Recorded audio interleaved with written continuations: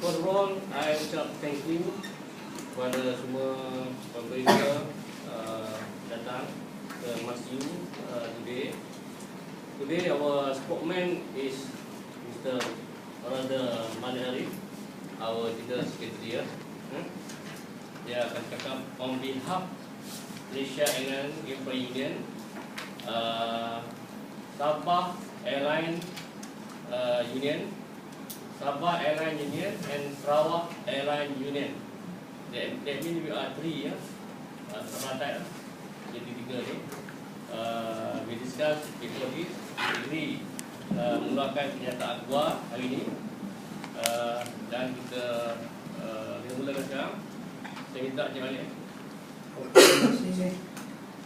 Assalamualaikum warahmatullahi wabarakatuh.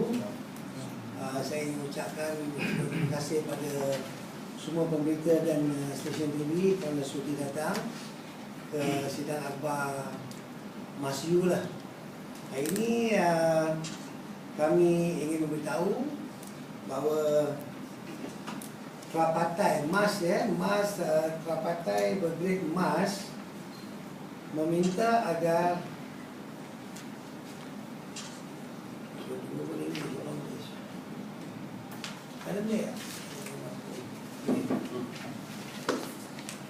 Kerapatan Bergrade MAS mendesak kolaborasi MAS AirAsia dihentikan kerana pada pandangan kami semua dia tidak menguntungkan MAS langsung, dia hanya menguntungkan AirAsia. Selain pada itu, kami juga meminta supaya pihak syarikat mengubah pengurusan di MRO kita dan juga di komersial. Sebab itu saja cara kalau MAS ingin membuat keuntungan pada tahun depan. Dan selain pada itu, MASU, AUS dan ARUS telah bersetuju untuk menubuhkan badan bersekutu, iaitu Federation Federation untuk menjaga kepentingan semua pekerja-pekerja di dalam civil aviation industry. Okey, saya balik pada pada minta supaya kolaborasi MAS AirAsia dihentikan. Bila pada pandangan kami,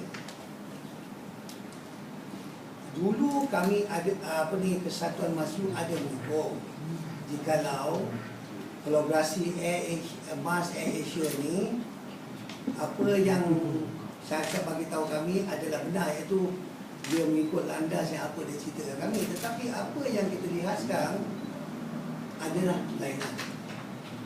Kami melihat ada kemungkinan besar Firefly tak akan digunakan terbang dengan B737 lah. Kami percaya semua pada masa sekali dia masih lah.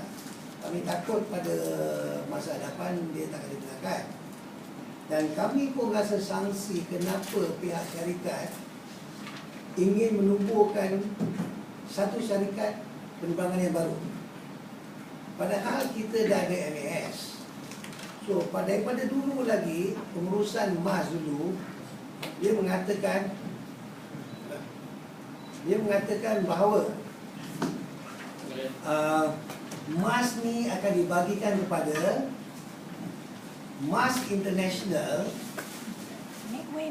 dan MAS Domestik dan Regional. So kenapa you perlu mengadakan airline baru? Hanya kami dengar airline baru tu kemungkinan dikatakan nama dia Sapphire Air. Itu yang kita dengar lah. Dan pada kami pula kita diberitahu bahawa kemungkinan besar 80% workforce pada MAS ni akan masuk ke Sapphire Air. So pada kami ini ada satu corak untuk memecah belahkan kesatuan MASU. So kami tak setuju langsung. Sebab kami dah bagi diberitahu bahawa apabila kolaborasi MAS AirAsia ni wujud, pekerja-pekerja emas tidak akan disentuh langsung. Dan mula-mula kita tak dengar pun langsung kata airline baru. So apabila sekali nak tubuh airline baru, MASU memanglah tak berapa senang. Sebab pada kami kemungkinan besar dia nak masukkan 80% pekerja ke dalam Spire Air tu untuk memperjablakan MASU. Sebab kita tahu kalau 80% dah pergi kepada Spire Air, mana hanya tinggal 20% di dalam MAS. So mana kemungkinan besar MASU tak relevan lagi.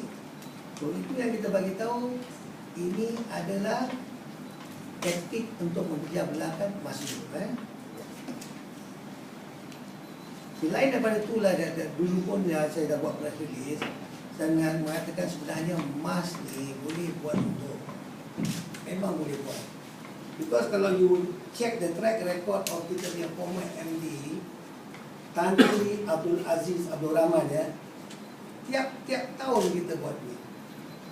So kalau dulu boleh buat keuntungan, kenapa sekarang tak boleh?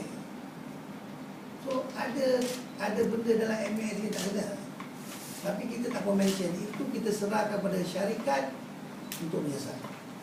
Kalau kita kata kita bagi tahu that MAS ni memang boleh buat keuntungan. Sampai sekarang pun kita kata memang boleh buat keuntungan. Dan baru ni pun saya nak bagi tahu yang kerugian yang diorang isytiharkan pun, kita dalam MAS pun mengatakan tak masuk akal. Sebab apa nak katakan, masa time ni pun fuel cost pun dah turun sikit. So bagaimana benda tu boleh berlaku? So yang kita marah sangat ni, kenapa selalu MAS staff yang dipersalahkan? We are not the decision makers.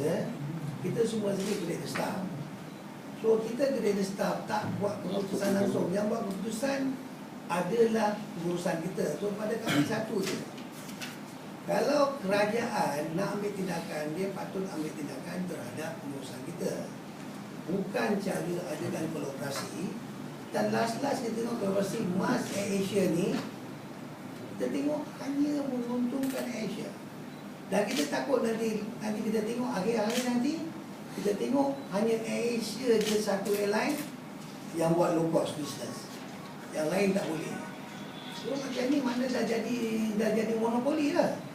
Dulu bila MAS kata no, we tak perlu lagi satu airline, dia kata oh tak boleh monopoli. Tapi sekarang bila jadi macam ni, oh boleh monopoli. So policy pun sekejap tukar, sekejap macam ni, sekejap macam tu. So it's not good. So ini yang kita pekerja MAS dan juga MASU, kita minta pada kerajaan supaya look into this matter.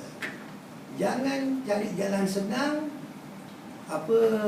buat satu program MAS Asia Collaboration. Sampai sekarang kita MAS staff pun tak faham apa dia. Dan tak faham satu perkara, tak percaya pun lagi satu.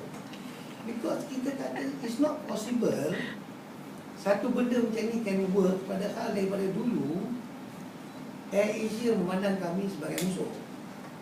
Tapi suddenly within a fortnight boleh tukar, let's be friends.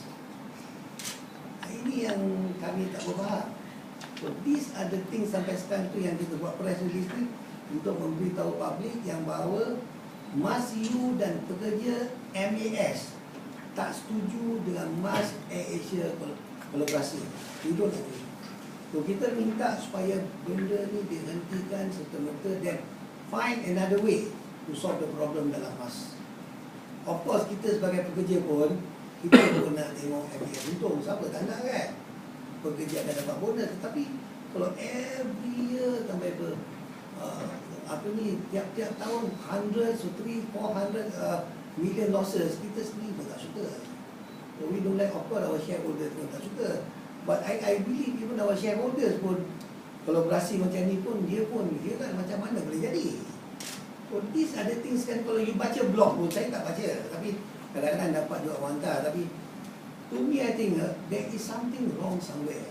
And I minta satu, saya percaya kolaborasi MAS NAir-Asia ni satu program diwujudkan oleh kerajaan. Saya minta pihak kerajaan